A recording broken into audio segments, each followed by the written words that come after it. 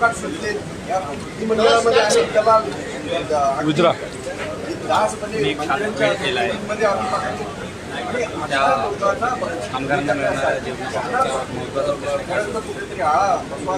कामगारांना ते शासनाच्या माध्यमातून अन्न दिलं जातं, त्या बाबतीत गैरव्यवहार चालला आहे हे आम्ही आधीही बोललो होतो आणि कालही या बाबतीत चर्चा झाली।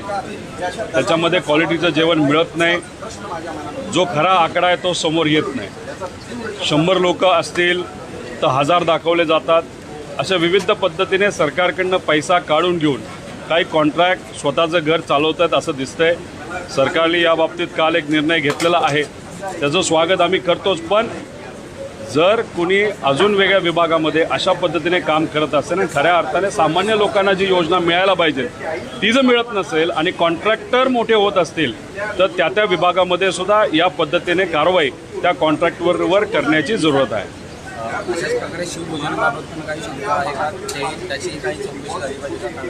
शिवभोजन थाळी अतिशय चांगली अशी योजना आहे।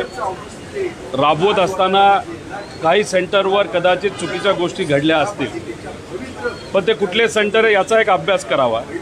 पण योजना पूर्णतः बंद न करता ती चालू ठेवत त्यात अजून काही स्ट्रिक्ट गोष्टी आणता येतील का, त्याचं ऑडिट करता येईल का हे बघावं। पण शिवभोजन थाळी योजना ही गरीब लोकांसाठी, विद्यार्थ्यांसाठी तसंच आसपास काम करणाऱ्या कष्टकऱ्यांसाठी अतिशय महत्त्वाची आहे। त्यामुळे योजना पूर्णतः बंद न करता अभ्यास करून त्रुटी काढून ती पुढं कशी नेता येईल या बाबतीत सरकारने विचार करावा।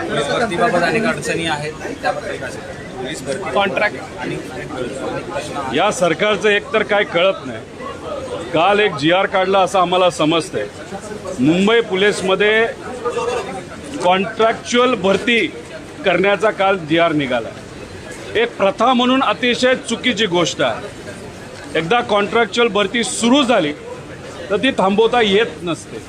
काही कारण दिलं तरी कॉन्ट्रॅक्च्युअल भरती पोलिसांमध्ये होणं हे लोकांसाठी सुद्धा, पोलीस प्रशासनासाठी सुद्धा आणि युवांसाठी सुद्धा अतिशय घातक आहे। तुम्हाला तात्पुरते लोक घ्यायचे असतील तो होमगार्ड तुम्ही घेऊ शकता, 250 दिवस त्यांना काम द्या, नाही तर 350 दिवस तुम्ही काम द्या। पण अशा पद्धतीने कॉन्ट्रॅक्च्युअल भरती करणं योग्य नाही। कुठंतरी राज्य सरकार हे अग्निवीरचा छोटा भाऊ आपल्या राज्यामध्ये जिवंत करतंय का काय असं वाटतं। आम्ही याचा निषेध करतो। अशा पद्धतीने कुठल्याही नवीन प्रथा पोलीस प्रशासनामध्ये नाही तर सरकारमध्ये चालू करू नये। आणि मग याच्यात जर एखादा कॉन्ट्रॅक्टरमध्ये आणला मग त्या कॉन्ट्रॅक्टरला मोठं करण्याचा प्रयत्न या सरकारकडनं केला जातो का काय हे सुद्धा शंका आम्हा सर्वांना येते। पण काही झालं तरी कॉन्ट्रॅक्च्युअल भरती ही पोलीस प्रशासनामध्ये होणार नाही याची दक्षता सरकारने घ्यावी आणि आम्ही सुद्धा या बाबतीत विरोध आणि अधिवेशनामध्ये हा मुद्दा मांडूया। एक बड़ा आंदोलन आपको करना पड़ा था जब MPSC की विद्यार्थियों की परीक्षाएं नहीं हो रही थी टाइम पे। अब हम देख रहे हैं कि पुलिस भर्ती को कॉन्ट्रैक्ट के तहत लिया जाए तो सीक्रेसी जिसे कहते हैं, बहुत सारी चीज़ें, तो बड़े आंदोलन की तैयारी NCP करेगी आपकी ओर से? एक तो एक गलत चीज़ है कॉन्ट्रैक्चुअल पद्धत पुलिस में लाना। MPSC के माध्यम से सब एग्ज़ाम्स ले ऐसा हमारा प्रयत्न था। जब अजीत दादा उप मुख्यमंत्री थे उनको भी हमने रिक्वेस्ट की थी, उन्होंने मीटिंग भी लिया था। अभी भी वो उप मुख्यमंत्री हैं, उनको अभी भी रिक्वेस्ट करेंगे कि MPSC को ताकत देने की ज़रूरत है। लेकिन पुलिस प्रशासन में अगर कॉन्ट्रैक्चुअल लोग आ रहे हैं, एक तो सीक्रेसी एक विषय है और एक आध प्रोसेस अगर जब चालू हो जाती है तब बंद करना बहुत डिफ़िकल्ट हो जाता है। क्योंकि ग्रामीण भाग हो या शहरी भाग, सामान्य कुटुंब के जो लोग हैं, जो युवा है, पुलिस भर्ती के लिए बहुत प्रयास करते हैं, प्रयत्न करते हैं। अगर उनको वहाँ पे संधि नहीं मिलेगी, कॉन्ट्रैक्चुअल लोग लिए जाएंगे तो ये बहुत घातक है। होमगार्ड करके एक कॉन्सेप्ट है, उसमें बहुत सारे लोग अभी भी अनएम्प्लॉयड है।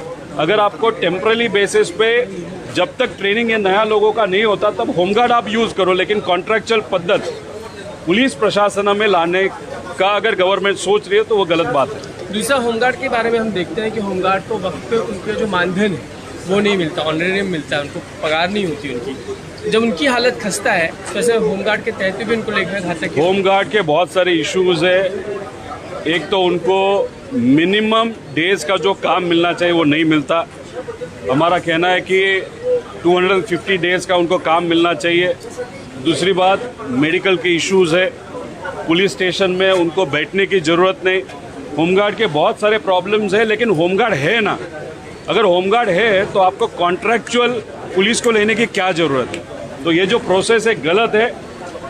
आप अगर जानबूझ के कॉन्ट्रैक्चुअल पद्धत ला रहे तो इनडायरेक्टली आप अग्निवीर कॉन्सेप्ट पुलिस प्रशासन में ला रहे हो कि ऐसा लग रहा है। और दूसरी बात, कॉन्ट्रैक्टर को अगर आपको मदद करनी है तो उसके अलग अलग प्रकार होते हैं, लेकिन पुलिस प्रशासन में ये पद्धत लाना गलत बात है।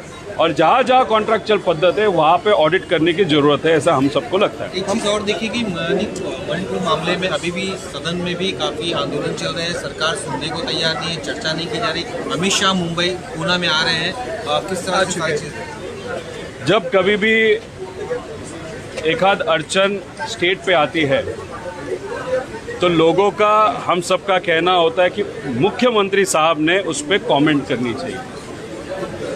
जब एक आध विषय, वो भी ह्यूमैनिटी के खिलाफ का विषय, अगर एक आध राज्य में होता है, मणिपुर में होता है, वो आपका शासित राज्य हो, आपके पार्टी का वहाँ पे सत्ता हो, लेकिन अगर वहाँ के लोग त्रस्त है तो सभी लोगों का ऐसा मत होता है कि प्रधानमंत्री साहब ने उस पर कॉमेंट करनी चाहिए।